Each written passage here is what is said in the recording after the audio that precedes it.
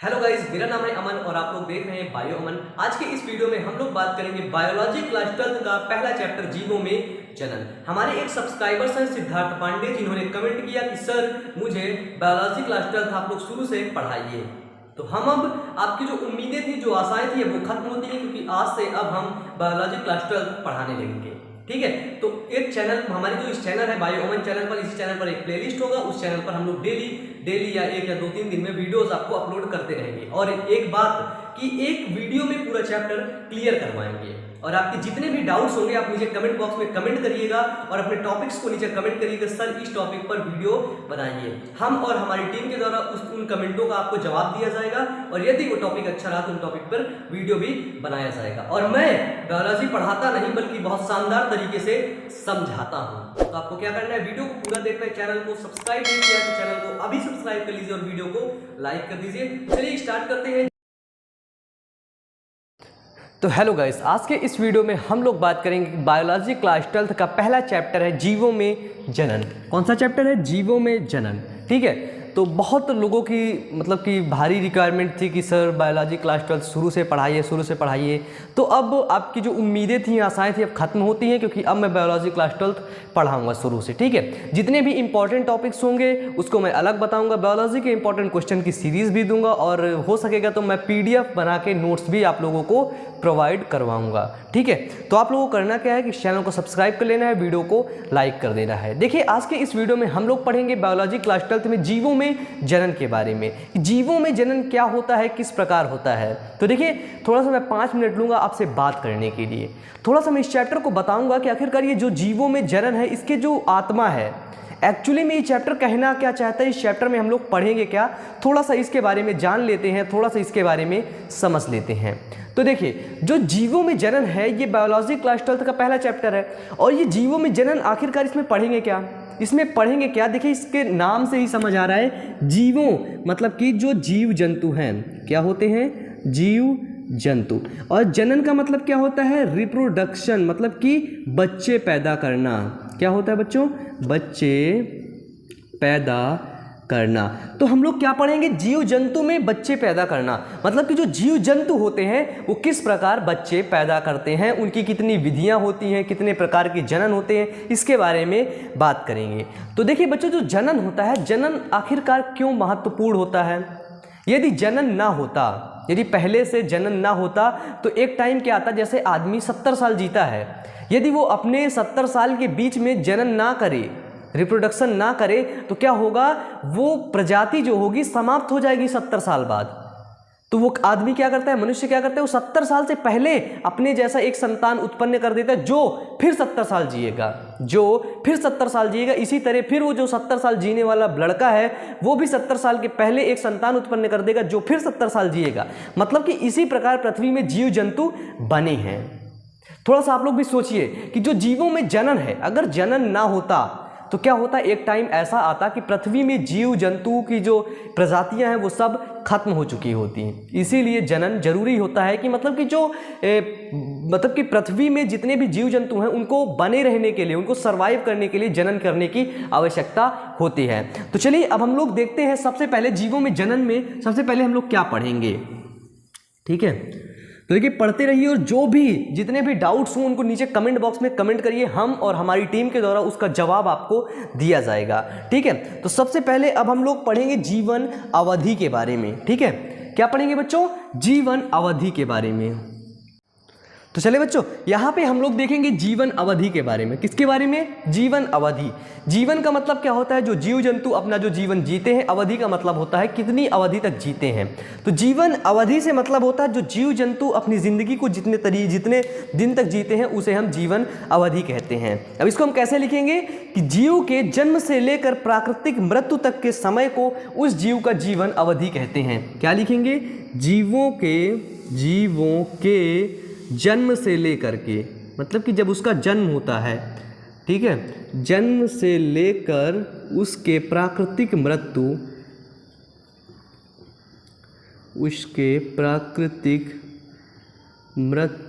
तक के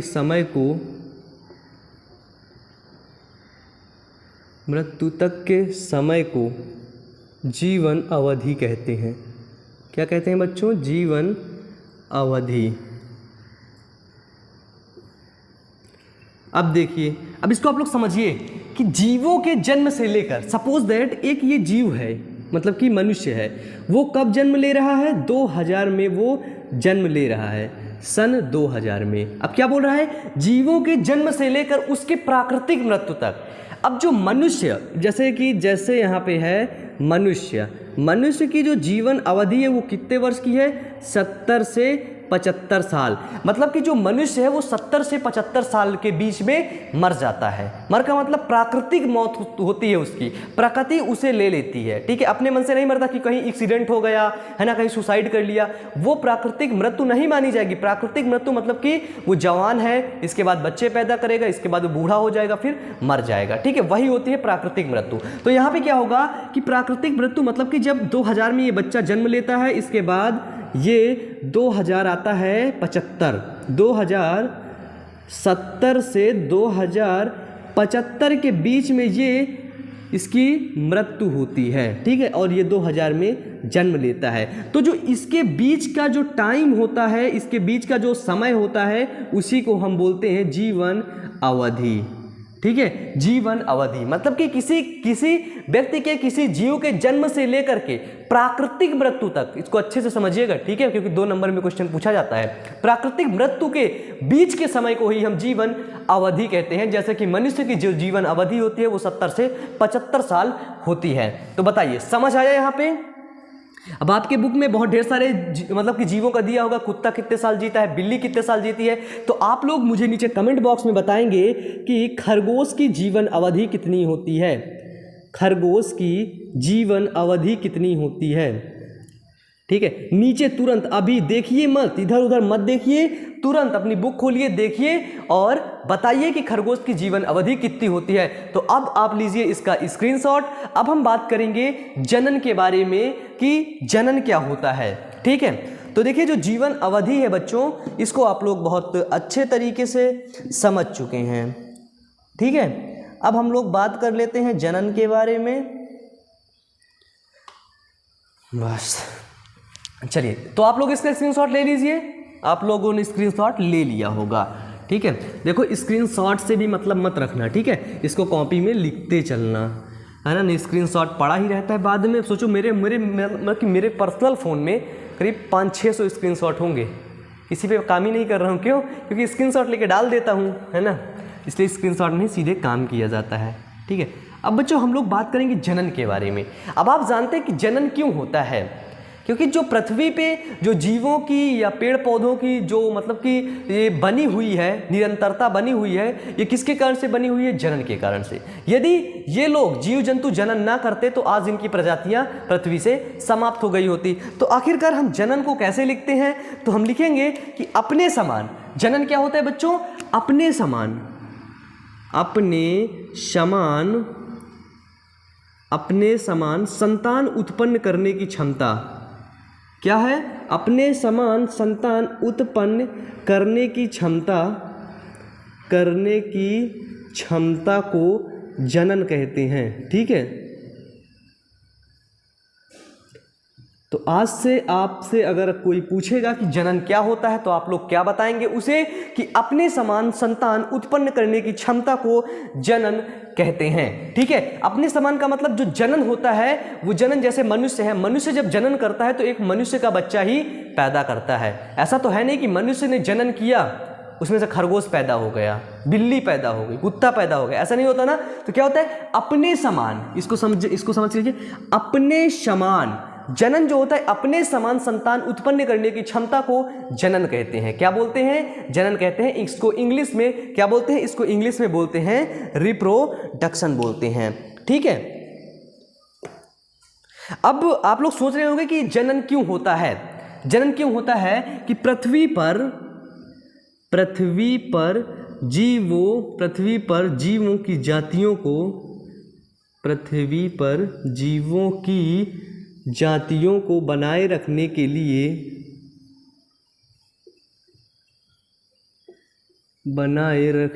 लिए जनन आवश्यक है ना। कि पृथ्वी पर जो जीव जंतु है ना, इनकी जातियों को बनाए रखने के लिए यदि जनन ना होता तो क्या होता है, एक टाइम ऐसा आता कि पृथ्वी पर जीव जातियों की जो समष्टि है, जीव जातियां हैं, वो सब खत्म हो चुके होते हैं। ठीक है, तो आप जनन में क्या लिखेंगे कि अपने समान संतान उत्पन्न करने की क्षमता को जनन कहते हैं। और जनन क्यों आवश्यक होता है, क्योंकि पृथ्वी पर जीव जातियों की जो प्रजाति है, इसको बनाए रखने के लिए जनन आवश्यक होता है। अब मैं आपको जनन के कुछ उदाहरण देता हूं। जैसे जब बोर्ड एग्जाम में आपसे पूछा जाएगा तो आप बिल्कुल जस्ट ऐसे ही लिखेंगे, जैसे कुत्ता का बच्चा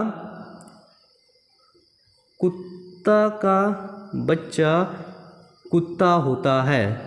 ठीक है, किसके कारण से, जनन के कारण से। ठीक है, जैसे मनुष्य का बच्चा मनुष्य होता है। ठीक है, किसके कारण से, जनन के कारण से। बिल्ली का बच्चा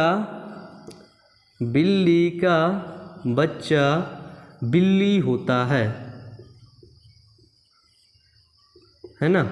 तो देखिए, अब आप समझ चुके हैं कि जनन क्या होता है और जनन क्यों आवश्यक है, जनन करने से क्या होता है। अब आप समझ चुके हैं ना। अब हम लोग बात करेंगे, अब आप इसका स्क्रीनशॉट लीजिए। अब हम लोग बात करेंगे जनन के प्रकार के, टाइप्स ऑफ रिप्रोडक्शन, मतलब कि जनन के प्रकार के बारे में हम लोग बात करेंगे। तो आप लोगों को करना क्या है, नोट्स लेते चलना है और जो भी चीज़ें नहीं समझ आ रही ना, उनको नीचे कमेंट बॉक्स में कमेंट करना है। ठीक है, देखिए, हम आपको थोड़ा सा आगे चलने से पहले थोड़ा सा आपको एक बात बता दें। वो बात क्या है कि हमारा एक दूसरा चैनल है बायो अमन मोटिवेशन के नाम से। इस चैनल के डिस्क्रिप्शन पे उस चैनल की लिंक दी गई है, बायो अमन मोटिवेशन के नाम से। इस चैनल पर हम बहुत ढेर सारे मोटिवेशनल कंटेंट और कैरियर से संबंधित रिलेटेड टिप्स लेकर आते रहते हैं। तो आप लोग इस चैनल को ज़रूर सब्सक्राइब कीजिएगा और वीडियो को ज़रूर देखिएगा। और हमारी इंस्टाग्राम आईडी है बायो अमन। ठीक है, उसमें हम बहुत ढेर सारे एजुकेशनल वीडियोस, मोटिवेशनल वीडियोस और बहुत सारी इंस्पिरेशनल फोटोज़ लेकर आते हैं। तो आप लोग हमें इंस्टाग्राम पे ज़रूर फॉलो कीजिएगा। तो चलिए, अब हम लोग देखते हैं जनन के प्रकार के बारे में। तो जो जनन होता है ना, ये कई प्रकार से होता है। जनन के प्रकार जो हैं वो कई प्रकार के होते हैं। क्या होते हैं, जनन के प्रकार। ठीक है, अब हम देखेंगे जनन कितने प्रकार का होता है। तो जनन 2 प्रकार का होता है। पहला है अलैंगिक जनन। कौन सा जनन बच्चों, अलैंगिक जनन।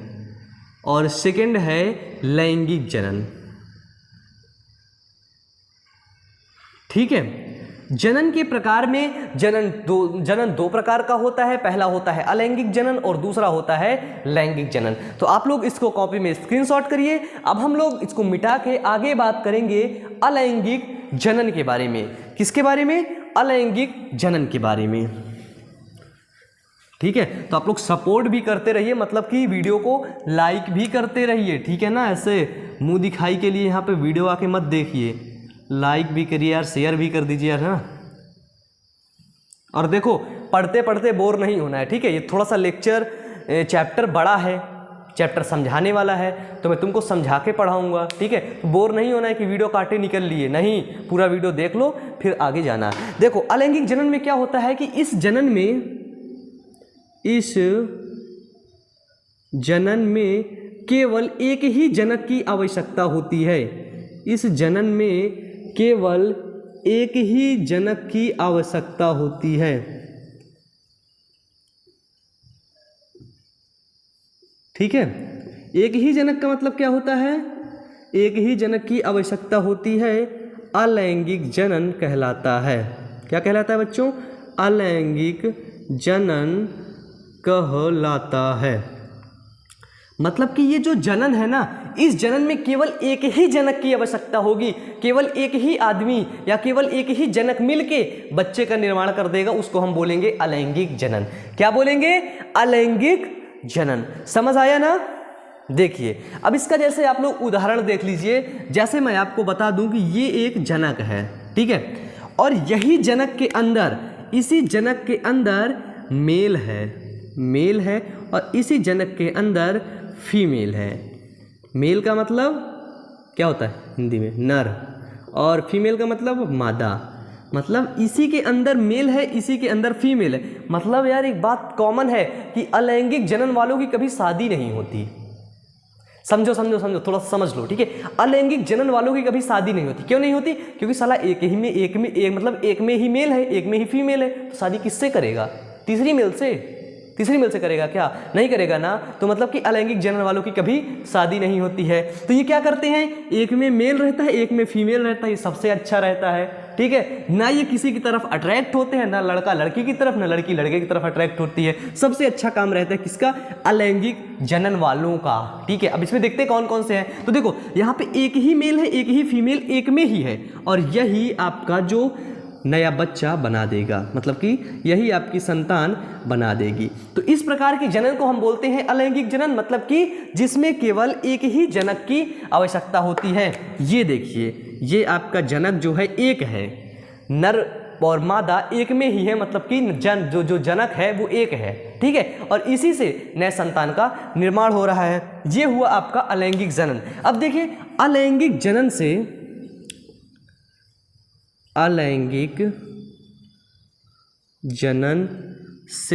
उत्पन्न संतान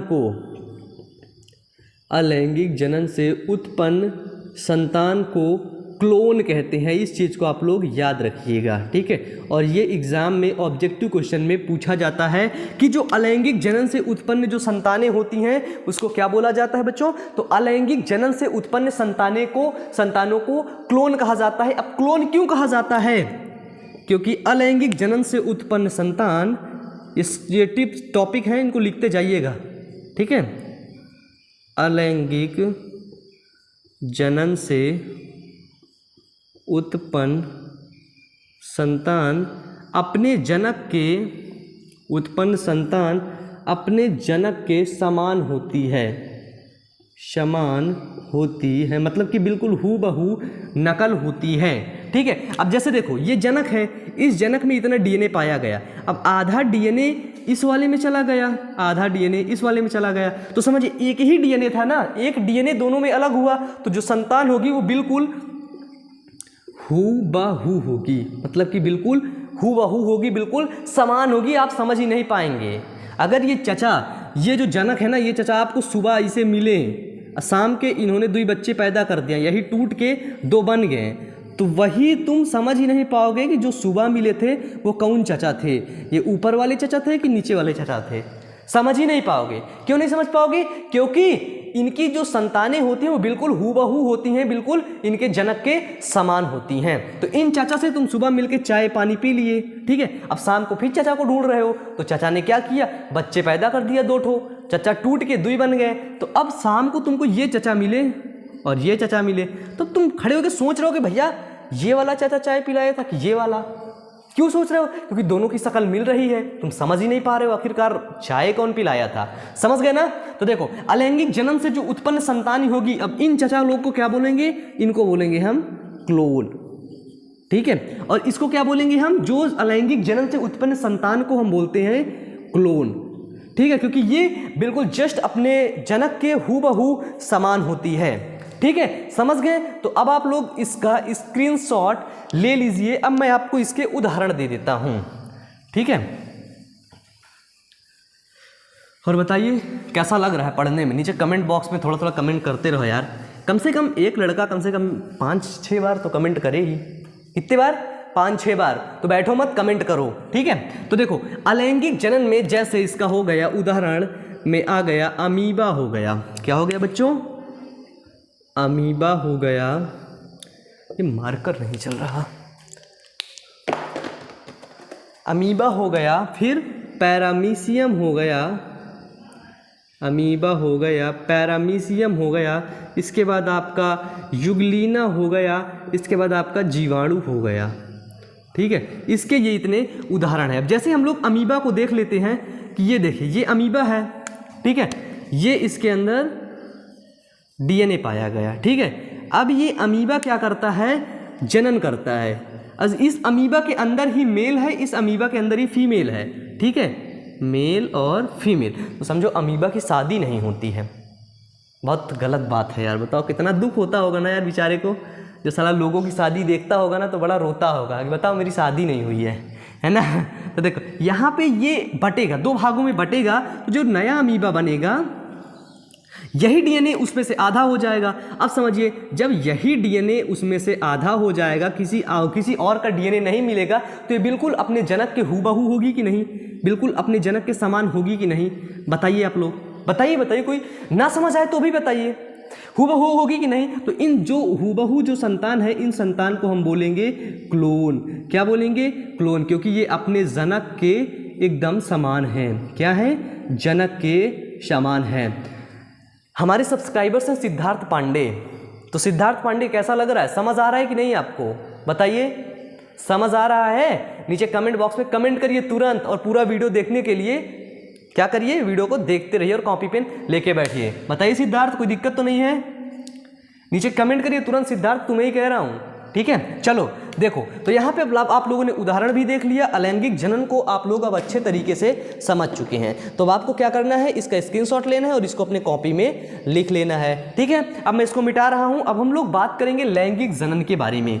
किसके बारे में बच्चों? लैंगिक जनन के बारे में, ठीक है। तो इसी तरह पढ़ते रहिए और मेहनत करते रहिए।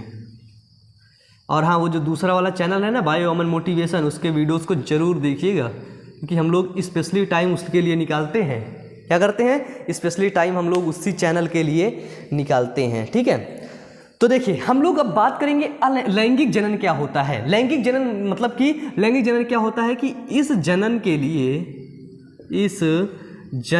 के लिए 2 अलग अलग जनकों की, इस जनन के लिए 2 अलग अलग जनकों की आवश्यकता होती है। 2 अलग अलग जनकों की आवश्यकता होती है। क्या होता है कि जो लैंगिक जनन होता है उसमें 2 अलग अलग जनकों की या अलग अलग जनकों की आवश्यकता होती है, और साथ ही इनमें लैंगिक अंगों की भी आवश्यकता होती है। क्या होती है? साथ ही लैंगिक अंगों की आवश्यकता होती है, ठीक है। डोंट वरी, मैं समझाता हूँ, बहुत बेहतर तरीके से समझाऊंगा, ठीक है। अब देखो, लैंगिक जनन क्या है कि इस जनन के लिए 2 अलग अलग जनकों की, भैया 2 बोल रहा है, ये हो गया हमारा एक जनक, ठीक है। 2 अलग अलग जनकों की, ये हो गया 2 जनक, 2 अलग अलग जनकों की आवश्यकता होती है। तो ये हमारे क्या है बच्चों? ये है हमारे जनक। अब 2 अलग अलग जनक बोल रहा है, मतलब कि एक होगा मेल और दूसरा क्या होगा? फीमेल, ठीक है। मेल का मतलब एक होगा नर और दूसरा होगा मादा, ठीक है, समझ गए। तो यहाँ पे देखिए, हमने दे लिया कि 2 अलग अलग जनकों की आवश्यकता होती है, किसके लिए? लैंगिक जनन के लिए, ठीक है। और इसमें लैंगिक अंगों की भी आवश्यकता होती है। किसकी आवश्यकता होती है? लैंगिक अंगों की, ठीक है। तो यहाँ पे इसके उदाहरण क्या क्या होंगे लैंगिक जनन में? जैसे होंगे आपके मनुष्य, है ना, मनुष्य हो गया आपका, कुत्ता हो गया, है ना, और आदि हो गए। समझिए, मनुष्य, कुत्ता, लैंगिक मतलब कि जिसमें मेल और फीमेल अलग अलग होता है। फिर परेशान करने आ गई, ठीक है। जिसमें मेल और फीमेल अलग अलग होता है उसको हम बोलते हैं लैंगिक जनन। क्या बोलते हैं? लैंगिक जनन। अब देखिए, ये मेल अलग है, ये फीमेल अलग है। अब ये संतान की उत्पत्ति कैसे करेंगे, थोड़ा सा समझिएगा, ठीक है। संतान की उत्पत्ति, भैया ये मेल ये फीमेल, इन दोनों को क्या होगा? इन दोनों का विवाह होगा। क्या होगा? विवाह होगा, मतलब कि शादी होगी। और जब इनकी शादी होगी तब ये लोग क्या करेंगे? आपस में जनन करेंगे। और जब ये जनन करेंगे तो क्या होगा? एक नया संतान बनेगा। क्या बनेगा बच्चों? ये नया संतान, ये देखिए, ये बना। ये चाचा लोग हैं, चाचा और चाची दोनों लोग मिलके जनन किए, तो ये क्या बना? ये संतान बना। हम इसके बारे में पढ़ेंगे थोड़ा सा, ठीक है। तो क्या होता है? शादी होती है, विवाह होता है। और शादी के पहले जनन लोग करते हैं लेकिन बच्चे नहीं पैदा करते हैं। क्यों नहीं करते? क्योंकि ये इंडिया में अपराध है, ठीक है। और एज अ क्राइम हम लोग इसको मानते हैं, ठीक है, इसी वजह से हम लोग ऐसा नहीं करते हैं। तो यहाँ पे क्या होगा कि जो लैंगिक जनन है, लैंगिक जनन में जो नर होते हैं और मादा होते हैं, उनमें जो मनुष्यों में जो लैंगिक जनन होता है कैसे होता है, हम लोग उसके बारे में यहाँ पे थोड़ा सा जानेंगे, ठीक है। देखिए थोड़ा सा आप लोग देख लीजिए, उसका उदाहरण लिखिएगा मनुष्य। इसके बाद देखिए जैसे हमने लिया नर और इधर मादा, ठीक है। नर का मतलब ये हुआ यहाँ पे मेल, क्या हुआ बच्चों, मेल, और ये हुआ आपका फीमेल। तो आपको पता है कि नर में क्या पाया जाता है, नर में पाया जाता है टेस्टिस, या उसे हम बोलते हैं वृषण। क्या पाया जाता है बच्चों, वृषण, जिसको हम इंग्लिश में बोलते हैं टेस्टिस। और फीमेल में क्या पाया जाता है, मादा में क्या पाया जाता है, मादा में पाया जाता है अंडाशय, ठीक है। अब देखिए, अब ये जो वृषण है, वृषण से क्या बनता है, अंडाशय से क्या बनता है, वृषण से बनता है आपके शुक्राणु, क्या बनता है, शुक्राणु, और वृषण से क्या बनता है आपका अंडाणु। अब देखिए ये जो शुक्राणु होते हैं, इनमें जो संख्या होती है शुक्राणुओं की यन, मतलब कि इसमें जो गुणसूत्रों की संख्या होती है वो कितनी होती है, 23 जोड़े। 23 जोड़े गुणसूत्र शुक्राणु में पाए जाते हैं और 23 जोड़े गुणसूत्र अंडाणु में पाए जाते हैं, क्योंकि यहाँ पे अर्धसूत्री विभाजन होता है, ठीक है। अब ये शुक्राणु और अंडाणु आपस में फ्यूज करेंगे, कब करेंगे, जब शादी होगी, मतलब कि मेल और फीमेल की शादी होगी, जब वो लोग फर्टिलाइजेशन करेंगे, मतलब कि जनन करेंगे, तो वहाँ पे होगा निषेचन, मतलब कि फर्टिलाइजेशन होगा। और जब ये शुक्राणु और अंडाणु आपस में मिलेंगे तो एक युग्मनस का निर्माण करेंगे, युग्मनस की मतलब कि जाइगोट का निर्माण करेंगे। और जब ये जाइगोट होगा मतलब कि ये एक नया संतान है, ठीक है। तो ये लोग क्या करेंगे, एक नए संतान का निर्माण करेंगे। अब आप बताइए यहाँ पे कि जो शुक्राणु, ये 23 जोड़े गुणसूत्र और ये 23 जोड़े प्लस 23 कितने हुए, 46 जोड़े, मतलब कि 46 गुणसूत्र। अरे सॉरी, ये जोड़े नहीं है, 23 गुणसूत्र होंगे, ठीक है, जोड़े गलत हो गया, 23 गुणसूत्र, ठीक है, 23 गुणसूत्र। इसके बाद यहाँ पे हो गए 46 गुणसूत्र, मतलब कि 23 जोड़े। जो संतान में जितने गुणसूत्र बनेंगे, 23 + 23 मिलकर 46 गुणसूत्र बनेंगे, जो कि एक संतान का निर्माण करेगा। यही होता है मनुष्यों में लैंगिक जनन। अब हम लोग पढ़ेंगे अलैंगिक जनन की। देखिए अब आपने समझ गए भैया, यहाँ नर होता है, मादा होता है, सब आपस में यहाँ पे इतना बनता है, इसके बारे में फुल डिटेल से पढ़ेंगे। अब हम लोग पढ़ेंगे अलैंगिक जनन की विधियों के बारे में। तो देखो बोर नहीं होना है, ठीक है, कि तुम लोग बोर हो जाओ पढ़ते पढ़ते, ठीक है, बोर नहीं होना है। तो चलिए देखते हैं हम लोग अलैंगिक जनन की विधियां के बारे में। तो चलिए बच्चों, अब हम लोग यहाँ पे देखेंगे अलैंगिक जनन की विधियां के बारे में। देखिए वॉइस क्लियर है ना, नीचे कमेंट करिए वॉइस क्लियर है, बताइए। सही चल रहा है। तो देखिए हम लोग बात करेंगे अलैंगिक जनन की विधियों के बारे में। अभी आप लोगों ने समझा कि लैंगिक जनन क्या होता है और अलैंगिक जनन क्या होता है, ठीक है। तो देखिए अलैंगिक जनन की कई विधियां हैं, ठीक है। आपको क्या करना है, एक तरफ मतलब कि लिखते चलना है एक तरफ से, ठीक है। देखिए पहली विधि है द्विविभाजन। क्या होती है, विभाजन। तो आपको क्या करना है, इस नाम से समझना है। द्विविभाजन का मतलब, द्वि का मतलब होता है दो, और विभाजन का मतलब होता है विभाजन, मतलब कि कोई एक चीज है वो दो भागों में विभाजित हो जाती है। क्या है कि कोई एक चीज है दो भागों में विभाजित हो जाती है, हम उसको क्या बोलेंगे, द्विविभाजन। अब हम लोग इसको पढ़ते हैं, इसमें क्या लिखा है, एक जनक। क्या होता है, एक जनक बीच से टूट गया, ये एक जनक है और ये बीच से टूट गया, बीच से टूटकर दो भागों में विभाजित हो जाता है, जिससे नए संतान की उत्पत्ति होती है, द्विविभाजन कहलाता है। द्विविभाजन का मतलब समझिए कि एक ये जनक है, ये बीच से टूटकर दो भागों में विभाजित हो गया, और ये जो दो भागें हुई ना, ये जो दो भाग हुई, ये दो भाग एक नए संतान का निर्माण करती है, एक नया संतान बनाती है, इसको हम बोलेंगे द्विविभाजन। समझ गए, नहीं समझे फिर से देखिए कि एक जनक है, एक जनक है, जैसे ये एक जनक है, बीच से टूटकर दो भागों में विभाजित हो जाता है, इसको बीच से तोड़ दिया जाता है। क्या किया जाता है? बीच से टूट जाता है या तोड़ दिया जाता है। जब टूटता है ना तो ये दो भागों में ऐसे ऐसे विभाजित हो जाता है, और जो दो भाग निकलते हैं वो दोनों भाग संतान होते हैं, इसको हम बोलते हैं द्विविभाजन, जैसे कि अमीबा, यूग्लिना, प्रोटोजोआ। आपने सुना है कि जो अमीबा होता है वो जहाँ से कट जाता है वहाँ से एक नया अमीबा का निर्माण कर लेता है, सुना है ना? जैसे ये अमीबा है आपका, ये यहाँ से कट गया तो एक नया अमीबा का निर्माण कर लिया। ठीक है, समझ गए ना? इसको तो कॉपी पे नोट डाउन करिए। अब सेकंड नंबर है बीजाणु जनन। क्या है? बीजाणु जनन। तो देखिए बीजाणु जनन का मतलब क्या होता है? बीजाणु का मतलब होता है बीज। देखिए जब आप किसी भी टॉपिक को समझते हैं ना तो उसका जो नाम होता है उस नाम को समझ लीजिए और उसी नाम से कुछ ट्रिक भिड़ा लीजिए कि वो आपको हमेशा जीवन भर के लिए याद हो जाए। ठीक है ना? ऐसा नहीं है कि जब बीजाणु जनन आए तो आप थ्योरी याद करेंगे, अच्छा थ्योरी क्या थी, नहीं।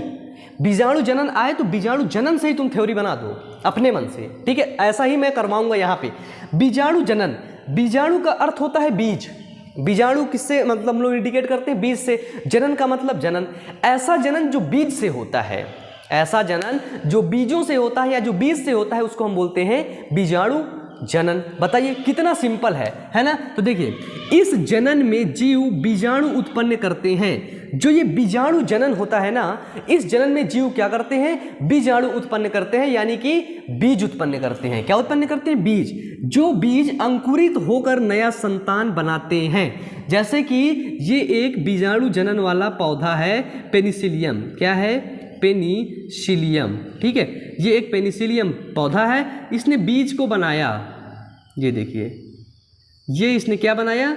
बीज को बनाया, और ये बीज मिट्टी में अंकुरित होकर एक नई संतान बना लेती हैं। तो ऐसे जो इस प्रकार से जो जनन होता है उसको हम बोलते हैं बीजाणु जनन। ठीक है, कि इस जनन में जीव बीजाणु उत्पन्न करते हैं या बीज उत्पन्न करते हैं, और प्रत्येक जीव, प्रत्येक बीज अंकुरित होकर एक नया संतान बना लेती है, इसको हम बोलते हैं बीजाणु जनन। ठीक है, अब ये जो बीजाणु होते हैं ना बच्चों, ये एक कोशिकीय संरचना होते हैं। जो बीजाणु होते हैं, जो यह बीजाणु होते हैं वो एक कोशिकीय संरचना होते हैं, सिंगल सेलुलर होते हैं। ठीक है, ये जो बीजाणु हैं ये एक कोशिकीय है, मतलब कि एक कोशिकीय मतलब कि सिंगल सेल के हैं। ठीक है, समझ आया ना? अब देखो, अब इसके उदाहरण देख लेते हैं। इसके उदाहरण भी आप लोगों को लिखना पड़ेगा। जैसे हो गया आपको स्पाइरोगाइरा। स्पाइरोगाइरा क्या होता है? बीजाणु जनन इसमें होता है। स्पाइरोगाइरा में गायरा, स्पाइरो गायरा। ठीक है, सही बोल लेता हूँ यार, हिंदी भी आती मुझे, तभी हिंदी से तुम लोगों को पढ़ा रहा हूँ। ठीक है, तो देखो अब देखो छिड़ गई बात तो ये भी बता देता हूँ। देखो मैं भी यूपी बोर्ड से पढ़ा हूँ, ठीक है, लेकिन जो मैं नीट का जब मैं नीट की तैयारी कर रहा था, जब मैं बायोलॉजी पढ़ा हूँ तब मैं यूपी बोर्ड की बायोलॉजी नहीं पढ़ा हूँ, मैं सीबीएसई की बायोलॉजी पढ़ा हूँ, मतलब कि पूरा इंग्लिश टू इंग्लिश बायोलॉजी पूरी मैं पढ़ा हूँ। ठीक है, अभी आप लोग क्लास 12th में है, पढ़िए। इसके बाद जब आप नीट की तैयारी करेंगे या फार्मा की तैयारी करेंगे या नर्सिंग की तैयारी करेंगे तो वहाँ की बायोलॉजी भी मैं इसी चैनल बायोअमन पर पढ़ाऊँगा। तो अभी हम लोगों का सेटअप थोड़ा सा बड़ा नहीं हुआ है, अभी कुछ लोगों की ज़रूरत है ना, तो अभी कई लोगों की ज़रूरत है। जब कई लोग आ जाएंगे टीम में हमारे काम करने लगेंगे तब हम लोग नीट और फार्मा की भी बायोलॉजी पढ़ाएंगे। ठीक है, तो देखिए यहाँ पे स्पाइरोगाइरा हो गया और दूसरा हो गया पेनिसिलियम। ठीक है, स्पाइरोगाइरा और पेनिसिलियम। तो देखिए आप लोगों को क्या करना है कि इसका स्क्रीनशॉट ले लेना है। अब हम लोग बढ़ते हैं इसके आगे मुकुलन की तरफ। इसका जो अलैंगिक जनन की जो विधियां हैं, तीसरी विधि होती है मुकुलन। क्या होती है बच्चों? मुकुलन। तो अब हम लोग देखेंगे मुकुलन क्या होता है। ठीक है, मुकुलन। वैसे पता है बायोलॉजी अगर इंग्लिश में पढ़ो ना तो गजब का मज़ा है, बहुत समझाने में भी अच्छा लगता है। इंग्लिश में देखो, इंग्लिश में बायोलॉजी पढ़ने से फ़ायदा पता है क्या? लिखना कम पड़ता है, थोड़े से टॉपिक में पूरा समझ आ जाता है। ठीक है, यही होता है इंग्लिश में पढ़ने का सबसे बड़ा फ़ायदा। ठीक है, अब नंबर 3 क्या है बच्चों? मुकुलन। ठीक है, अब हम लोग देखेंगे कि मुकुलन क्या होता है। देखिए अलैंगिक जनन की विधियों में हम लोग देखेंगे, जो अलैंगिक जनन की विधियों में तीसरा नंबर। अभी तक आप लोगों ने दो विधियां देख चुके हैं, ठीक है, उसको आप लोग याद कर लीजिए, ठीक है। याद क्या मतलब कि जो मैं ऐसे समझा रहा हूँ ये याद करने की जरूरत ही नहीं है। देखो जब आप बोर्ड एग्जाम देने जाओगे ना तो वहाँ पे क्या पूछा जाएगा कि अलैंगिक जनन की विधियाँ बताइए, तो आप लोगों को यही जितना मैं बता रहा हूँ ना इतना ही आप लोगों को वहाँ पे लिखना है, बिल्कुल बढ़ा के, ठीक है, जितना बढ़ा सके उतना बढ़ा के लिखना है, ठीक है। और बोर्ड एग्जाम जब देने जाओगे ना तो उसकी टिप्स वगैरह जितनी भी होंगी, कैसे कॉपी लिखा जाता है, कैसे स्ट्रेटजी है, सब मैं बताऊंगा, ठीक है। थोड़ा सा सब्र रखो, ठीक है। तो देखो मुकुलन के बारे में हम लोग देखेंगे। क्या देखेंगे? मुकुलन का अर्थ क्या होता है कि छोटे छोटे मुकुल निकलते हैं। क्या निकलते हैं? छोटे छोटे मुकुल निकलते हैं। अब देखिए कि जनक के शरीर से, कोई एक जनक है, ये जनक है, क्या है बच्चों? जनक है। जनक के शरीर से मुकुल बनते हैं। अब देखिए इससे ये देखिए मुकुल बन रहे हैं। जनक के शरीर से मुकुल बनते हैं, जनक के शरीर से अलग होकर नया संतान उत्पन्न करते हैं। क्या होते हैं? यही जनक के शरीर से क्या बनते हैं बच्चों? यही जनक के शरीर से मुकुल बनते हैं, और ये प्रत्येक मुकुल जितने बनते हैं ये एक नया संतान उत्पन्न करते हैं या एक नया संतान बनाते हैं। जो इस प्रकार का जनन होता है जिसमें मुकुल बनते हैं और प्रत्येक मुकुल नया संतान बनाता है, इस प्रकार के जनन को हम बोलते हैं मुकुलन। क्या बोलते हैं? मुकुलन। तो एक बार फिर से पढ़िए कि जनक के शरीर से मुकुल बनते हैं, जनक के शरीर से मुकुल बनते हैं, और वो मुकुल जनक के शरीर से अलग होकर नया संतान का निर्माण करते हैं। क्या कहलाते हैं? मुकुलन। अब देख लेते हैं मुकुलन किस किस में होता है। ईस्ट में होता है, हाइड्रा में होता है। जैसे ये आपका हो गया हाइड्रा, ठीक है, ऐसे होता है, ऐसे होता है ना, आपकी बुक पे बना होगा एनसीईआरटी क्लास 12 में, ठीक है। हाइड्रा है, अब यही एक मुकुल बनाया और ये मुकुल एक नया संतान बनाया। समझ गए ना? बताओ समझ गए?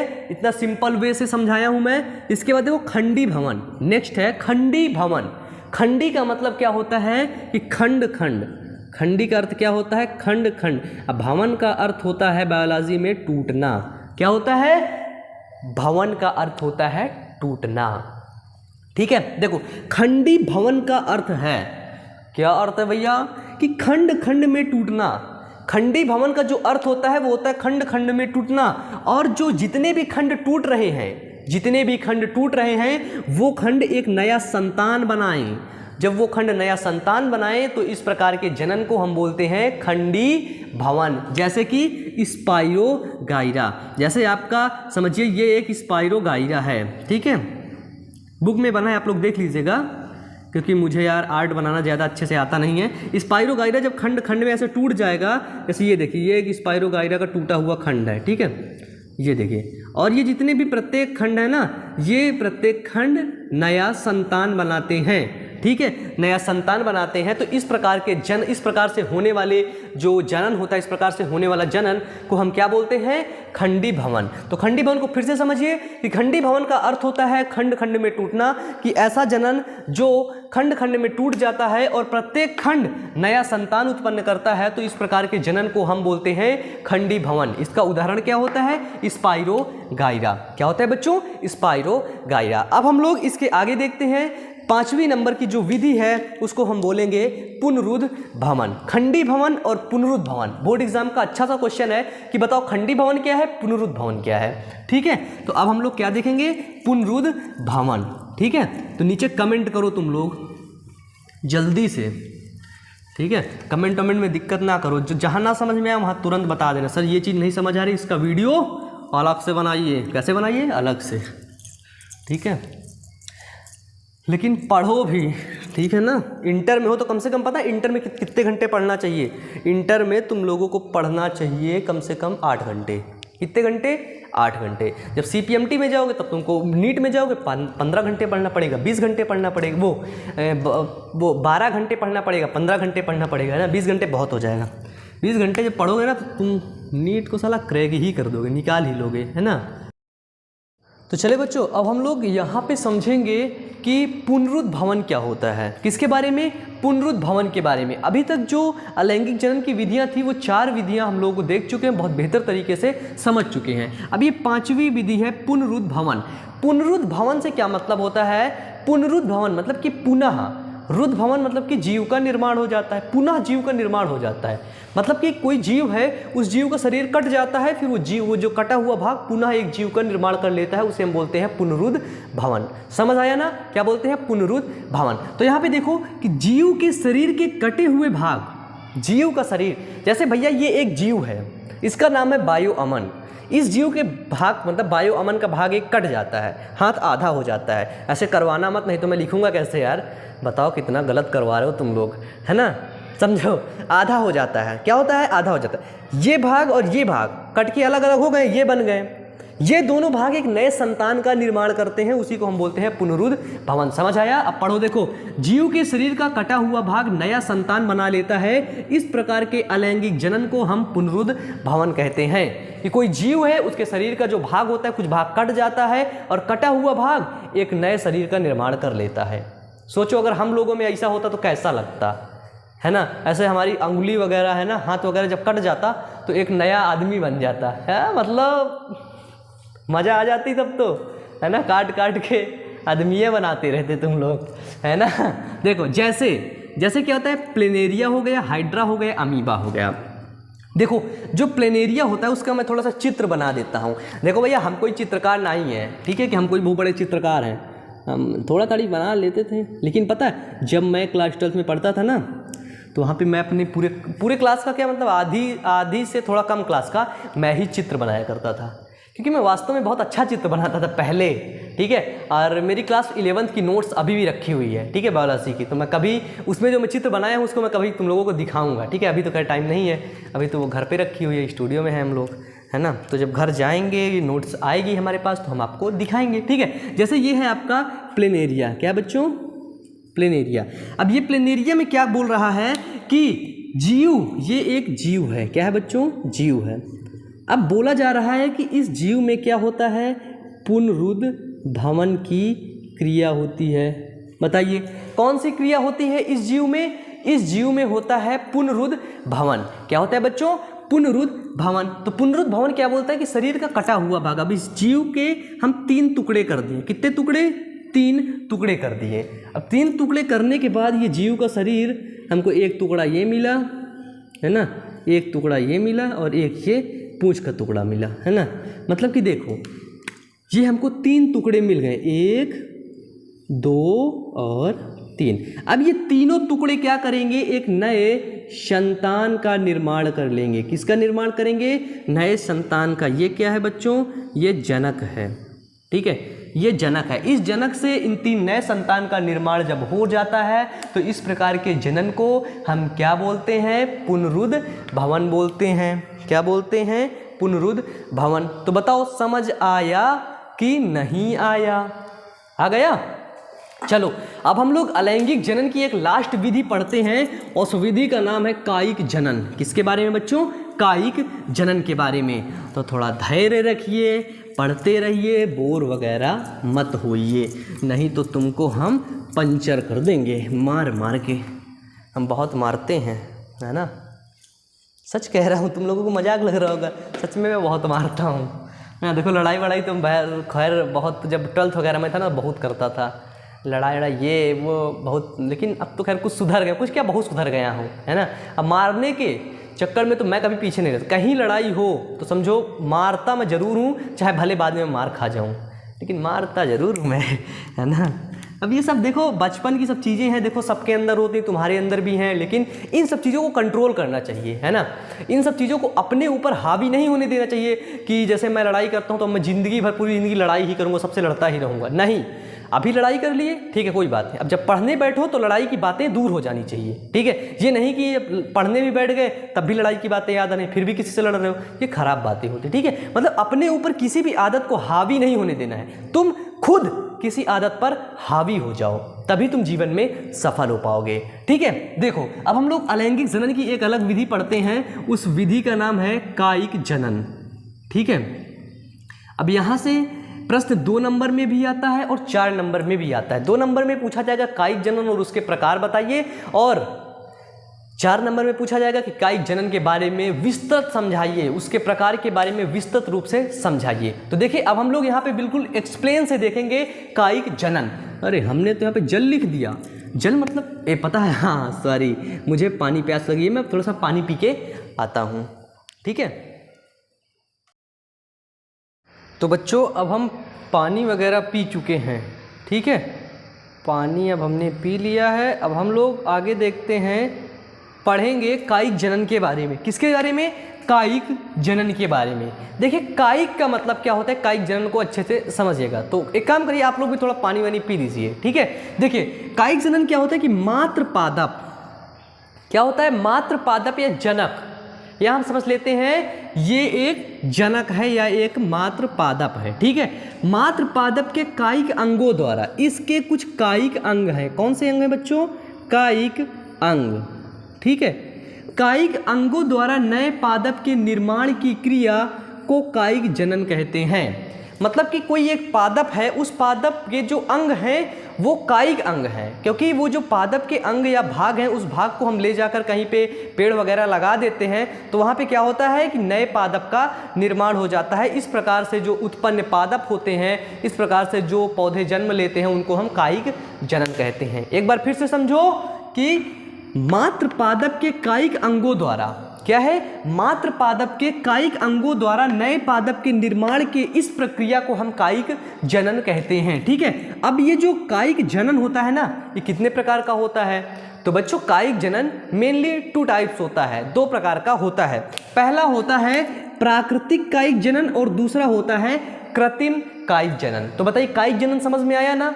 समझ में आया? अभी लिखना भी पड़ेगा, अपनी नोट्स भी बनानी पड़ेगी आप लोगों को खुद। ठीक है, तो देखो कायिक जनन मेनली 2 टाइप्स होता है, 2 प्रकार का होता है। पहला होता है प्राकृतिक कायिक जनन और दूसरा होता है कृत्रिम कायिक जनन। तो ये जो टेबल है इसका आप लोग पहले स्क्रीनशॉट लीजिए, इसको आप अपनी कॉपी में लिख लीजिएगा। ठीक है, अब ये जो जितने भी हैं इनको मैं आपको बताऊंगा, इनको आपको खुद से लिखना है अपनी फेयर कॉपी में। ठीक है, समझना है प्राकृतिक कायिक जनन से क्या मतलब होता है। प्राकृतिक कायिक जनन से ये मतलब होता है कि ऐसा कायिक जनन जिसमें पादप स्वतः ही कायिक अंगों का निर्माण करते हैं और स्वतः ही नए पौधे का निर्माण कर लेते हैं, उसे हम प्राकृतिक कायिक जनन कहते हैं। जैसे कोई एक पौधा है, उस पौधे में स्वतः हमने कुछ नहीं किया उसमें, ठीक है, हमने उसमें कुछ किया ही नहीं, वो अपने मन से ही स्वतः ही एक नए पौधे का निर्माण कर लिया अपने कायिक अंगों द्वारा। तो इस प्रकार से होने वाले जनन को हम क्या बोलेंगे? कायिक जनन। समझ आया? कायिक जनन, प्राकृतिक कायिक जनन क्या है। इसके बाद सेकंड है कि कृत्रिम कायिक जनन। लाइक कृत्रिम मतलब कि ह्यूमंस, जो मानव होते हैं उनके द्वारा जो निर्मित कायिक जनन होता है, तो इस प्रकार के जनन को हम बोलते हैं कृत्रिम कायिक जनन। क्या बोलते हैं? कृत्रिम कायिक जनन। तो हम प्राकृतिक कायिक जनन में हम लिखेंगे, क्या लिखेंगे कि यह कायिक जनन पौधों में स्वतः उत्पन्न होता है। यह कायिक जनन पौधों में स्वतः उत्पन्न होता है, मतलब कि प्रकृति इसे खुद उत्पन्न करती है, इसको हम बोलते हैं प्राकृतिक कायिक जनन। ठीक है, अब हम लोग देखें कृत्रिम कायिक जनन क्या होते हैं। कृत्रिम का मतलब कि मानवों द्वारा या ह्यूमंस के द्वारा या लैब में या प्रयोगशाला में जब हम किसी पौधे को जन्म देते हैं तो उसको हम बोलते हैं, किसी पौधे के कायिक अंगों द्वारा उस पौधे को जब हम जन्म देते हैं उसको बोलते हैं कृत्रिम कायिक जनन। ठीक है, समझ आया? तो देखो कृत्रिम कायिक जनन में हम लिखेंगे कि ऐसा जनन, क्या लिखेंगे बच्चों? कि ऐसा जनन जो मनुष्यों के द्वारा व प्रयोगशाला में किया जाता है, इस प्रकार के जनन को हम बोलते हैं कृत्रिम कायिक जनन। समझ आया? कृत्रिम में क्या लिखोगे कि ऐसा कायिक जनन जो मनुष्यों के द्वारा या प्रयोगशाला में जनन करके एक नए पादप का या एक नए संतान का निर्माण किया जाता है, उसको हम बोलते हैं कृत्रिम कायिक जनन। ठीक है, समझ आया? प्राकृतिक कायिक जनन क्या है और कृत्रिम कायिक जनन क्या है, समझ आया ना? अब हम लोग देखेंगे कि प्राकृतिक कायिक जनन को मतलब कि जो प्राकृतिक कायिक जनन है वो 3 रूपों में हो सकता है। पहला है जड़ों द्वारा। जो प्राकृतिक कायिक जनन है वो जड़ के द्वारा हो सकता है और तना के द्वारा हो सकता है और पड़ के द्वारा हो सकता है। अब देखिए, अब जड़ के द्वारा कैसे होगा। जड़ के द्वारा होता है कि इसमें जो पादप होते हैं वो जड़ों में नए पादप के निर्माण करते हैं। जो प्राकृतिक कायिक जनन में जो जड़ों द्वारा मतलब कि कायिक जनन होता है, इसमें जो जड़ होते हैं, जड़ पौधे की जो जड़ें होती हैं वो खुद ही एक नए पौधे का निर्माण कर देती हैं। जैसे ये एक पादप है, क्या है? पादप है, और ये पौधे की जड़ है। ये जो जड़ होती है ना, ये खुद ही एक नए पौधे का निर्माण कर देते हैं। तो इस प्रकार के जो जनन होते हैं, इस प्रकार के जनन को हम बोलते हैं कि ये जड़ द्वारा प्राकृतिक जनन हुआ है, प्राकृतिक कायिक जनन हुआ है। समझ गए आप? बताइए समझ गए? तो इसमें क्या लिखेंगे?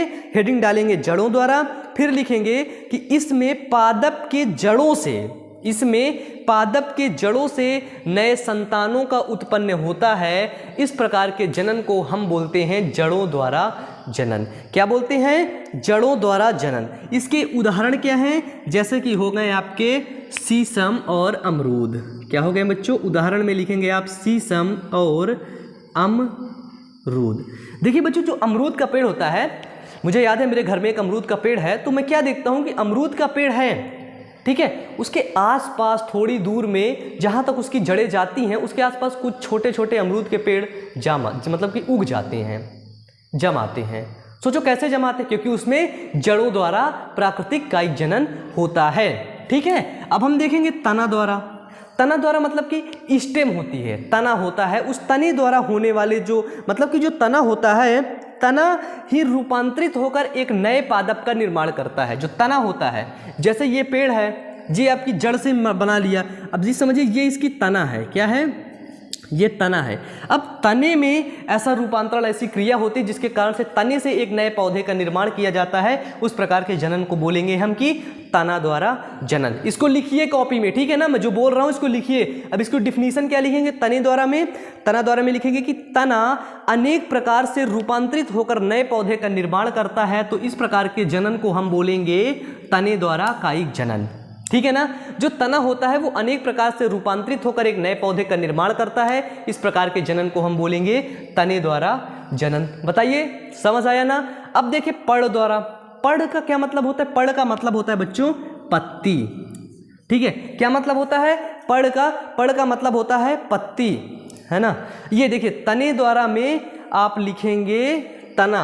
अब किस किस पौधे के तने से होता है? जैसे हो गया आपका आलू, हो गया आलू, हो गया है ना, शकर कंद हो गया, है ना। इसका जो तना होता है, आलू आप देखे होंगे, जैसे ये आलू है, आलू में देखे होंगे जब आलू की बुआई हुआ करती है तो आलू को रख दिया जाता है कुछ दिनों, कुछ उसमें के लिए, फिर उसमें कलिका आ जाती है। ठीक है, तो वो तना होता है, फिर इनको काट के कलिका अलग करके उसको बो दिया जाता है।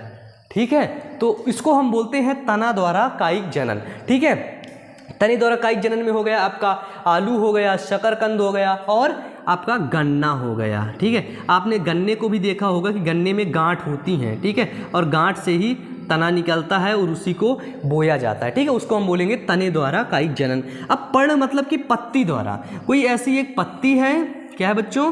कोई ऐसी एक पत्ती है जहाँ से ये निकल रहे हैं आपके, तब मतलब कि जो पौधे एक नए पेड़ का, एक नए पादप का निर्माण कर सके, उसको हम बोलेंगे पत्ती द्वारा परागण। तो इसमें क्या लिखेंगे कि अनेक पादप की पत्तियां कलिकाएं बनाती हैं। क्या बनाती हैं बच्चों? कलिकाएं बनाती हैं। जो वो कलिकाएं आगे चल के एक नए पौधे का निर्माण करती हैं। उस प्रकार के जनन को हम बोलेंगे पत्ती द्वारा जनन। इसका उदाहरण है ब्रायोफिल्लम। क्या होता है? ब्रायोफिल्लम।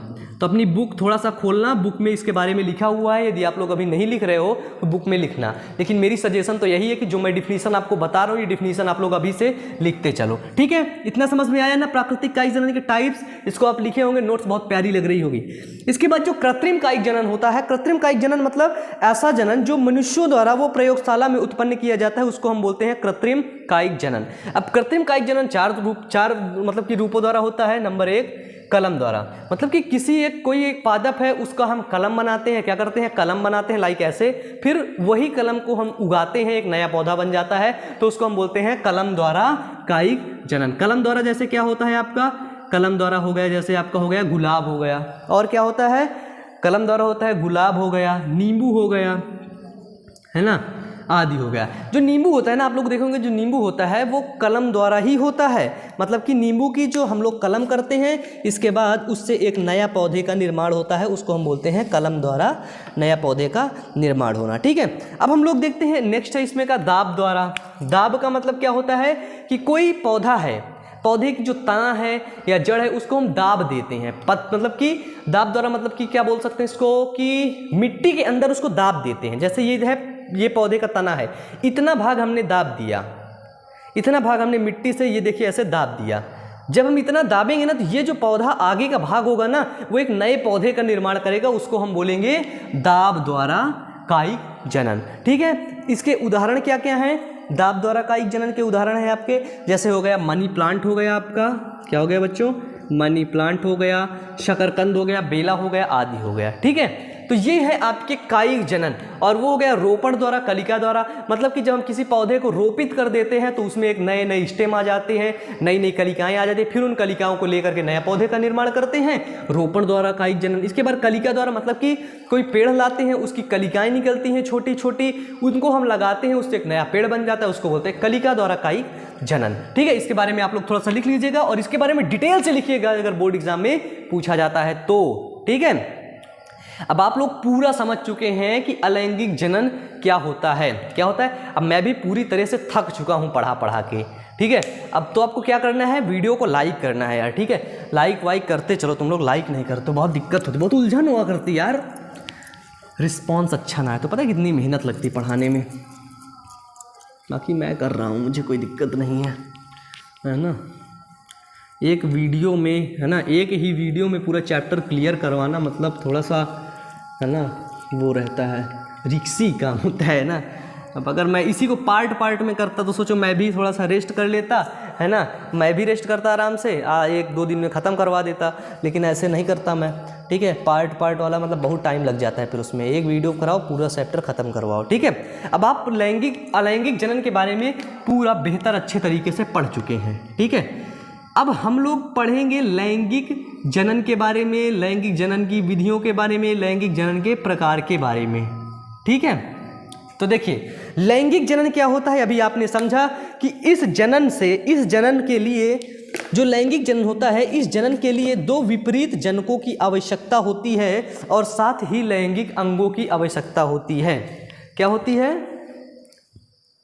देखो लैंगिक जनन कि इस जनन के लिए, इस जनन के लिए 2 विपरीत जनकों की, 2 विपरीत जनकों की आवश्यकता होती है। 2 विपरीत जनकों की आवश्यकता होती है और साथ ही लैंगिक अंगों की, साथ ही लैंगिक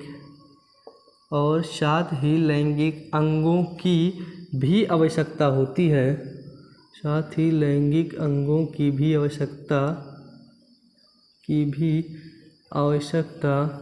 होती है। क्या कहलाता है बच्चों? कहलाता है लैंगिक जनन। ठीक है, और लैंगिक जनन से उत्पन्न होने वाली जो संतान जो उत्पन्न होती है इससे, वो अपने जो जनक के एकदम समान नहीं होती है, एकदम हूबहू नकल नहीं होती, कुछ डिफरेंस होती है। ठीक है, अब 2 जनक का मतलब एक होगा नर, एक होगा मादा। ठीक है, अब देखो थोड़ा सा यहाँ पे डिटेल में समझना। ठीक है, क्योंकि यहाँ पे यही सब समझाया जाएगा। ठीक है, नर में क्या होता है? नर को हम बोलते हैं मेल। थोड़ा सा टाइम लूँगा तुम लोगों का। ठीक है, तो देखो नर में क्या होता है, नर को हम बोलते हैं मेल। मेल में क्या पाया जाता है बच्चों? मेल में पाया जाता है वृषण और मादा में पाया जाता है अंडाशय। ठीक है, और वृषण को हम बोलते हैं टेस्टिस। क्या बोलते हैं? टेस्टिस। और अंडाशय को बोलते हैं ओवरी। वृषण में टेस्टिकुलर लॉब्यूल्स पाए जाते हैं जो क्या बनाते हैं? शुक्राणु को बनाते हैं। वृषण के अंदर होता है अर्धसूत्री विभाजन। क्या होता है बच्चों? अर्धसूत्री विभाजन। अर्धसूत्री विभाजन के दौरान यहाँ पे किसका निर्माण होता है? यहाँ पे निर्माण होता है शुक्राणु का। और अंडाशय में भी होता है अर्धसूत्री विभाजन। क्या होता है बच्चों? अर्धसूत्री विभाजन। और अर्धसूत्री विभाजन के दौरान यहाँ पे किसका निर्माण होता है? यहाँ पे होता है अंडाणु का निर्माण। अर्धसूत्री विभाजन का मतलब देखिए, अगर 46 गुणसूत्र हैं तो अर्धसूत्री विभाजन में हो जाएंगे 23 और 23 गुणसूत्र में बट जाएंगे। ठीक है, ये एक 23 गुणसूत्र की ओवरी बनेगी, एक 23 गुणसूत्र का ओवरी बनेगी। 23 गुणसूत्र का स्पर्म बनेगा और 25 मतलब कि 23 गुणसूत्र का शुक्राणु बनेगा। ठीक है, शुक्राणु की संरचना आप लोग जानते हैं ऐसे होती है और ओवम की संरचना ऐसे होती है। तो समझिए शुक्राणु के पास कितना है, 23 है और अंडाणु के पास 23 है, मतलब कि ये यन है, हैप्लॉइड है। ठीक है, अब जब इनमें निषेचन की क्रिया होगी, क्या होगी बच्चों, निषेचन। ये जो मैं चित्र बना रहा हूँ ना, ये बहुत इंपॉर्टेंट है, इसको तुमको बड़ा बड़ा बना के लिखना है जब लैंगिक जनन पूछा जाएगा तो। ठीक है, जब निषेचन की क्रिया होगी तो जब शुक्राणु और अंडाणु आपस में मिलेगा, मतलब कि 23 गुणसूत्र इसके 23 गुणसूत्र इसके जब आपस में मिलेंगे तो क्या होगा, क्या बनाएंगे, 46 गुणसूत्र बनाएंगे। ठीक है, निषेचन के दौरान। तो जब 46 गुणसूत्र बनाएंगे तो ये क्या होगा बच्चों, ये एक संतान होगा और इस संतान को हम बायोलॉजी में बोलेंगे युग्मनज। ठीक है, और इनको बोलेंगे हम युग्मक। अंडाणु और शुक्राणु को हम हिंदी में बोलेंगे युग्मक और इंग्लिश में बोलेंगे युग्मक को जाइगोट। क्या बोलेंगे बच्चों, जाइगोट।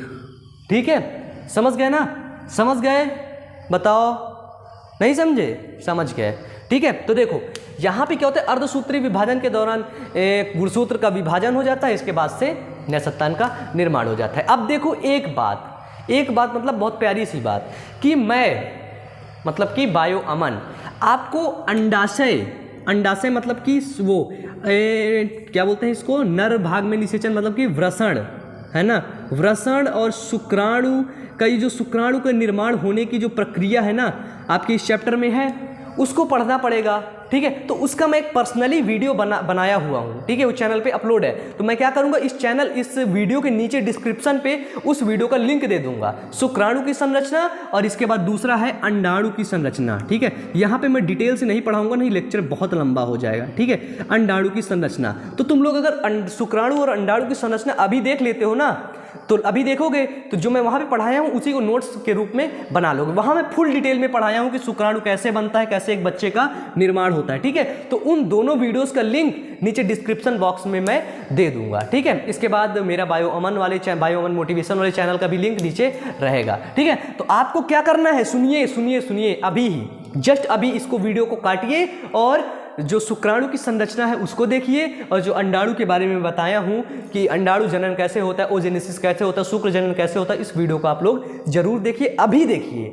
ठीक है, तो मैं आशा करता हूं कि आप लोग उस वीडियोस को जरूर देख लिए होंगे। ठीक है, आप लोग देख लेंगे, आप लोग देख लिए होंगे। अब हम लोग बात करेंगे अलैंगिक जनन की विधियां, मतलब कि लैंगिक जनन कितने प्रकार से होता है उसके बारे में हम लोग देखेंगे।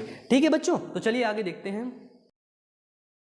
तो देखो बच्चों, आप लोगों ने पुराने जो वीडियोस हैं, जो डिस्क्रिप्शन पे लिंक है, आप लोग उसको तो देख ही चुके होंगे क्योंकि मैं उसमें डिटेल से पढ़ाया हूँ। ठीक है, इसके बाद हम लोग आगे बढ़ते हैं, एक लिंगी और द्विलिंगी के बारे में जान लेते हैं। ठीक है, कि एक लिंगी प्राणी क्या होते हैं, उसमें क्या क्या होता है, और द्विलिंगी प्राणी क्या होते हैं और उसमें क्या क्या होता है, इसके बारे में हम जान लेते हैं। ठीक है, तो थोड़ा सा एक सेकंड रुकिएगा आप लोग। ठीक है,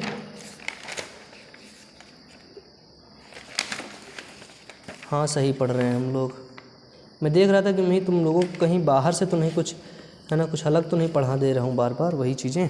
ठीक है, तो देखो एक लिंगी क्या होता है, एक लिंगी होता है कि जिसमें एक लिंगी का मतलब होता है एक लिंगी, मतलब कि जिसमें एक लिंग होता है। एक लिंग का मतलब जिसमें नर व मादा भाग अलग अलग होते हैं, जिसमें नर व मादा भाग अलग अलग होते हैं उसको हम बोलते हैं एक लिंगी।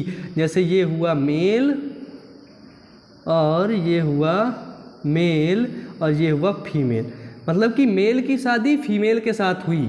ठीक है ना, ये नर मनुष्य की शादी मादा मनुष्य के साथ हुई। ठीक है, उसको हम बोलेंगे वो एक लिंगी है। जैसे शेर है, शेर की शादी किसके साथ हुई, शेरनी के साथ। जब शेर और शेरनी की जब शादी होगी तो आपस में जब वो लोग फर्टिलाइजेशन करेंगे, निषेचन करेंगे, तो वहाँ से एक नए शेर का निर्माण होगा, एक नए बच्चे का निर्माण होगा। तो शेर की शादी शेरनी के साथ, कुत्ता की शादी फीमेल कुत्ता के साथ। ठीक है, और बिल्ली की शादी किसके साथ होगी, बिल्ला के साथ। किसके साथ होगी, बिल्ला के साथ है ना। तो चलिए देखते हैं आगे। तो लोग बहुत ठीक है, चलो आगे देखो, कोई बात नहीं। ठीक है, देखो द्विलिंगी क्या होता है। द्विलिंगी का मतलब कि कोई ऐसा चीज़ है, कोई ऐसा जीव है, क्या है, कोई ऐसा जीव है जिसमें दो लिंगी, मतलब कि एक ही में नर हो एक ही में मादा हो, शादी करने वाली झंझटें न रहे, उसको हम बोलते हैं द्विलिंगी। कि जिसमें नर व मादा भाग दोनों एक में ही उपस्थित हों उसे हम द्विलिंगी कहते हैं। जिसमें नर व मादा भाग एक में ही उपस्थित होते हैं उसको हम द्विलिंगी बोलते हैं। ठीक है, अब आप लोग इतना समझ चुके हैं इसके बारे में। अब हम लोग सीधे इसके आगे चलेंगे अलैंगिक जनन की विधियों के बारे में। ठीक है, मैं थोड़ा सा रिवीजन करवा दिया था, इसको रिकॉल करवा दिया था। हम लोग चलेंगे अलैंगिक जनन की विधियों के बारे में। ठीक है, तो चलिए यहाँ पर हो गया, थोड़ा सा रिवीजन भी करवा देता हूँ, नहीं तुम लोग भूल जाओगे फिर बोलोगे समझाया नहीं सर, है ना। अलैंगिक जनन की विधियाँ, अलैंगिक जनन की विधियों के बाद निषेचन के प्रकार पढ़ेंगे, उसके बाद सीधे हमारा चैप्टर समाप्त। मतलब कि ये बहुत कम टाइम में मैं इसको समाप्त करने वाला हूँ। लैंगिक जनन की विधियाँ क्या होते हैं बच्चों? लैंगिक जनन की विधियाँ। इसके बाद इतना करके चैप्टर पूरा फिनिश, चैप्टर समाप्त।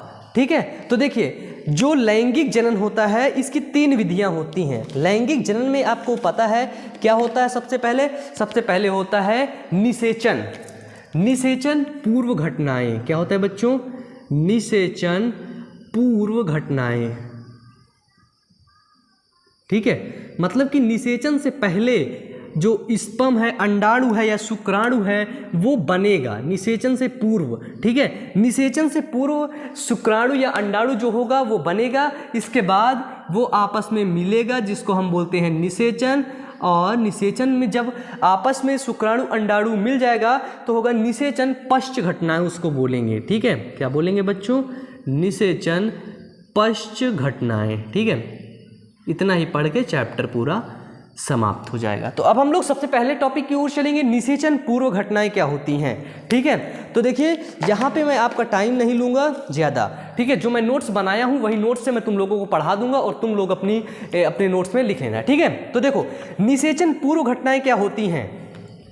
सबसे पहले क्या होता है? निषेचन होता है। जब शादी होगी तो निषेचन होगा, जब शादी नहीं होगी उसके पहले क्या होगा? अंडाणु बनेंगे फीमेल में, मेल में शुक्राणु बनेंगे। जब अंडाणु बनेंगे शुक्राणु बनेंगे, थोड़ा सा उसके बारे में हम लोग समझ लेते हैं। तो देखिए निषेचन पूर्व घटनाएं में क्या होते हैं, इसके अंतर्गत निषेचन पूर्व 2 घटनाओं में होती है। 2 घटनाओं में क्या होती है?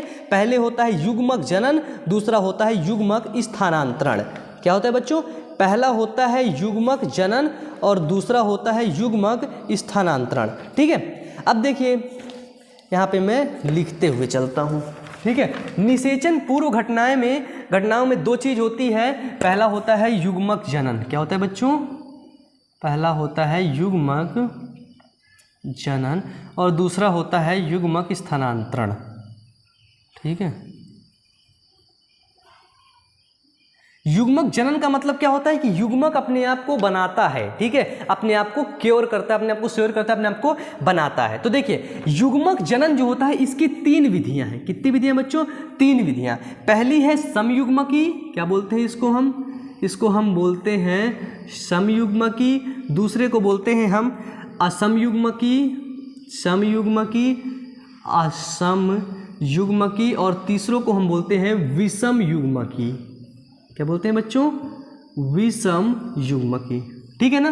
तो देखो जो समयुग्मकी है, समयुग्मकी में आप लिखेंगे कि नर व मादा भाग आकार और परिणाम में समान होता है, समयुग्मकी कहलाता है। क्या कहलाता है? कि नर और मादा भाग आकार और परिणाम में समान होता है। समयुग्मकी मतलब कि जो स्पर्म होगा और जो ओवम होगा वो आकार में भी समान होगा और संरचना में भी समान होगा, उसको हम बोलेंगे समयुग्मकी। इसका जो उदाहरण है वो उदाहरण है स्पाइरोगाइरा।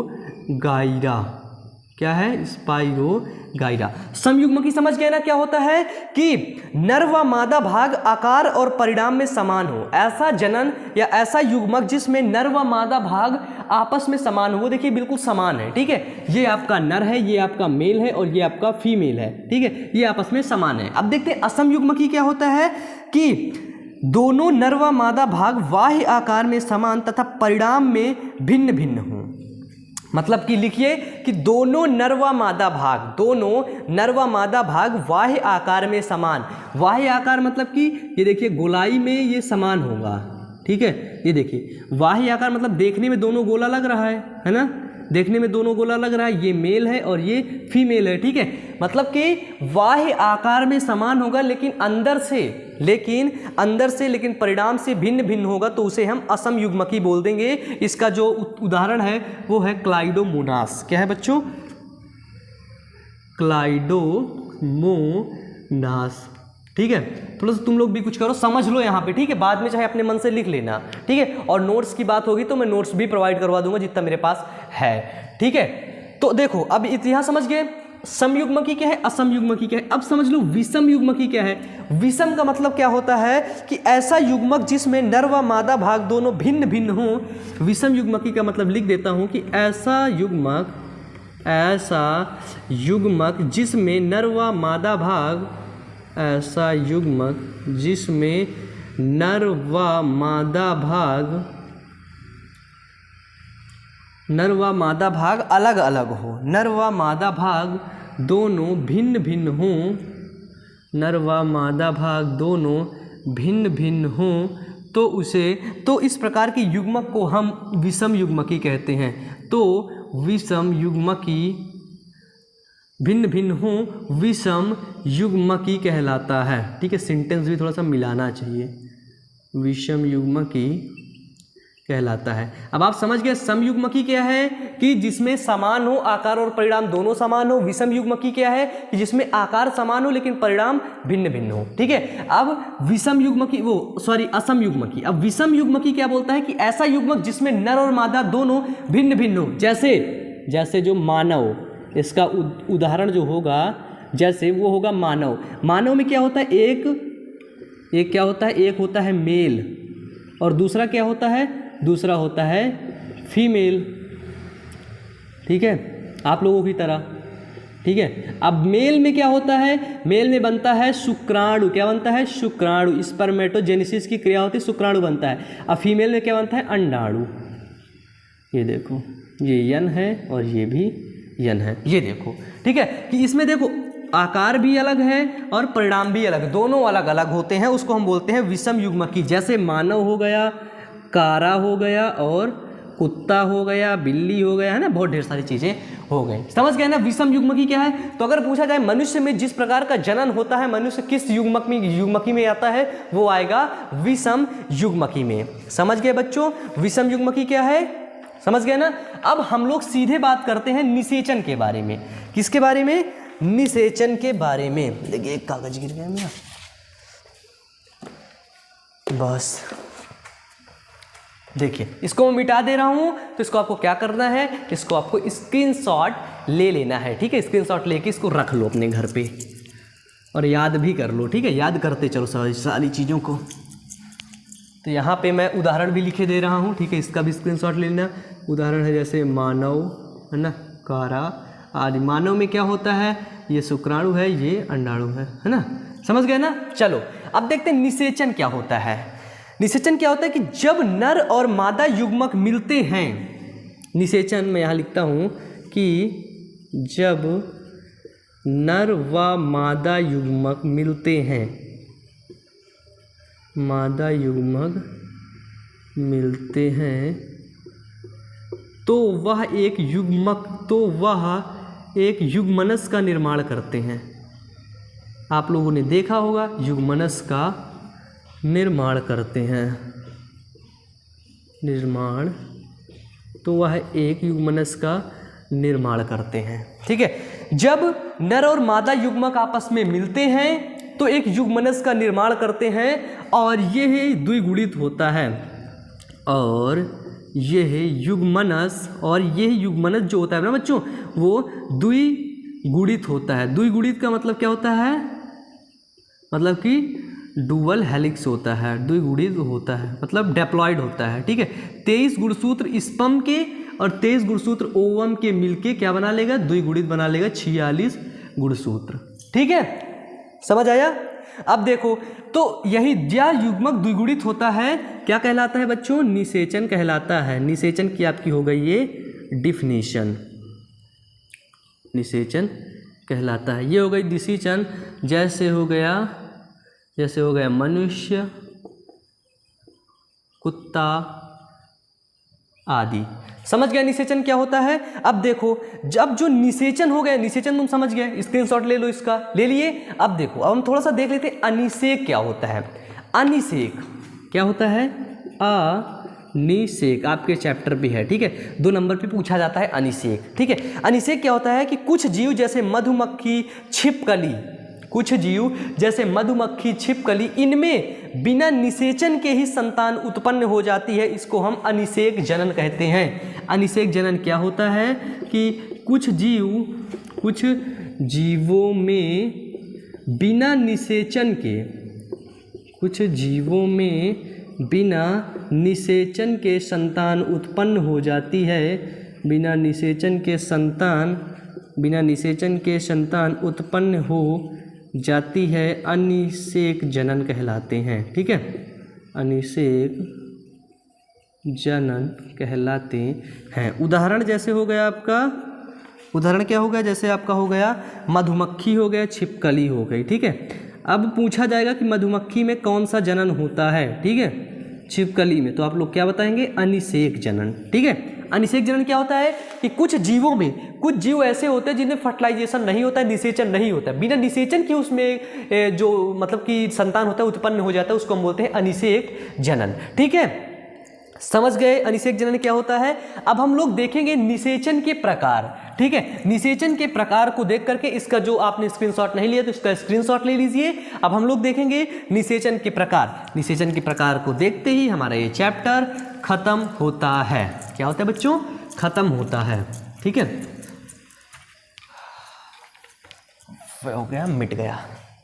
अब देखो निषेचन के प्रकार, मुश्किल से 10 मिनट लगेगा, 10 मिनट से भी कम, ठीक है। क्या देखेंगे हम लोग? निषेचन के प्रकार। निषेचन के प्रकार में पहला नंबर आता है आपका अंतः निषेचन।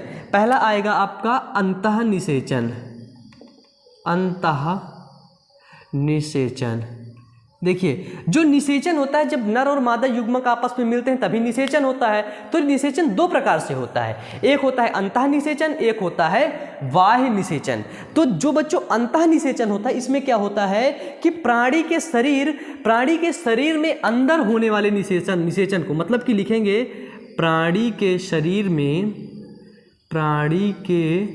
शरीर के अंदर होने वाले निषेचन को क्या बोलेंगे? अंदर होने वाले निषेचन को अंतः निषेचन कहते हैं, ठीक है। अंतः निषेचन कहते हैं। इसमें क्या होगा? जैसे है इसका मानव में किस प्रकार का निषेचन होता है? अंतः निषेचन होता है कि बाह्य निषेचन होता है? तो इसका होगा अंतः निषेचन। अंतः निषेचन क्यों? क्योंकि जो स्पर्म होता है, जो ओवम होता है, वो फीमेल के यूट्रस में, फीमेल के गर्भाशय में जाके मिलता है और वहीं पे अंदर ही एक नए जीव का, एक नए संतान का निर्माण करता है। तो उसको हम क्या बोलते हैं? उसको हम बोलते हैं अंतः निषेचन, ठीक है। उसको हम लोग क्या बोलते हैं? अंतः निषेचन। जैसे हो गया आपका मनुष्य हो गया, है ना, बिल्ली हो गया, कुत्ता हो गया, है ना, बिल्ली हो गया, कुत्ता हो गया, आदि हो गया, ठीक है। इन सब में क्या होता है? अंतः निषेचन। समझ गए ना। अब इसके बाद हम सेकंड नंबर देखते हैं बाह्य निषेचन। बाह्य निषेचन कि भैया बाह्य निषेचन में क्या होता है? बाह्य निषेचन में होता है कि प्राणी के शरीर के बाहर होने वाले निषेचन को बाह्य निषेचन कहते हैं। क्या बोलते हैं? कि प्राणी के शरीर के बाहर होने वाले निषेचन को, बाहर होने वाले निषेचन को, जो प्राणी के शरीर के बाहर निषेचन होता है उसको हम बोलेंगे बाह्य निषेचन। बाहर होने वाले निषेचन को बाह्य निषेचन कहते हैं, ठीक है बच्चों। बाह्य निषेचन कहते हैं। मतलब कि जैसे कि उदाहरण में आया गया आपका कि जैसे कुछ मछली है, कुछ मछली, ठीक है, मछलियाँ, वो भी कुछ, सारी मछलियाँ नहीं, कुछ मछलियों में क्या होता है? बाह्य निषेचन होता है, मतलब कि बाहर उनमें निषेचन होता है। और जो आपके उभयचर प्राणी होते हैं, कौन से प्राणी? उभयचर जो जीव होते हैं उनमें भी वाह्य निषेचन होता है। मतलब कि वाह्य निषेचन का मतलब जैसे देखिए, ये मछली है, कैसी होती है, ये मछली है और ये मछला है, ठीक है, समझना, ठीक है, मैं मजाक नहीं कर रहा हूँ। ये मछली है, ये मछला है, ये दोनों आपस में मिलें। जब ये आपस में यहाँ पे मिलेंगे तो क्या करेंगे, मछला कुछ ऐसा यहाँ पे रख देगा इसके शरीर के बाहर, जिससे एक बच्चे का निर्माण होगा, मतलब कुछ ऐसी चिपका देगा मछला के, ठीक है। ये मछली है और ये मछला है। मछला क्या करेगा, इसके शरीर के कुछ बाहर को ऐसे चिपका देगा, जो सबको दिखेगा कि हाँ वो मछला उसके चिपका के गया है, ठीक है। वही निषेचन होता है, वाह्य निषेचन। फिर उससे एक नए संतान का निर्माण होगा, नए बच्चे का निर्माण हो जाएगा। तो इस प्रकार के निषेचन को हम लोग बोलते हैं वाह्य निषेचन। तो देखो, अब इस चीज़ का स्क्रीनशॉट लो और नोट्स बनाओ, इसको अपने कॉपी में लिखो। तो इसी के साथ आपका क्लास 12th बायोलॉजी का पहला चैप्टर जो है समाप्त होता है, ठीक है। तो आप लोग नीचे कमेंट बॉक्स में कमेंट करके बताइए कि ये पढ़ के, ये चैप्टर 1 आपको पढ़ के कैसा लगा। बहुत ज़्यादा मैं भी थक चुका हूँ, ठीक है। देखो नींद भी थोड़ा थोड़ा आने लगी है ना। 1-1.5 घंटे हो रहे हैं बोलते बोलते, जायज़ है यार थक जाना, ठीक है। तो आप लोग बताइए यार, खूब ढेर सारा प्यार भी दीजिए मुझको, क्योंकि आपके प्यार की बहुत ही ज़्यादा मुझे ज़रूरत है। नीचे कमेंट बॉक्स में कमेंट करिएगा खूब अच्छा, और वीडियो को लाइक कर दीजिए और वीडियो को यार शेयर कर दो, ठीक है। एक बार शेयर कर दो। बायो अमन वाली चैनल के जितने भी वीडियोस हैं ना, उनको अपने मोबाइल के स्टेटस पे एक बार जरूर लगाना, व्हाट्सअप स्टेटस पे एक बार जरूर लगाना, ठीक है। तो चलिए, पढ़ते रहिए, मेहनत करते रहिए, फिर मिलते हैं इसी जोश के साथ एक अगले चैप्टर पर। तब तक के लिए पढ़ते रहिए, मेहनत करते रहिए। All the best.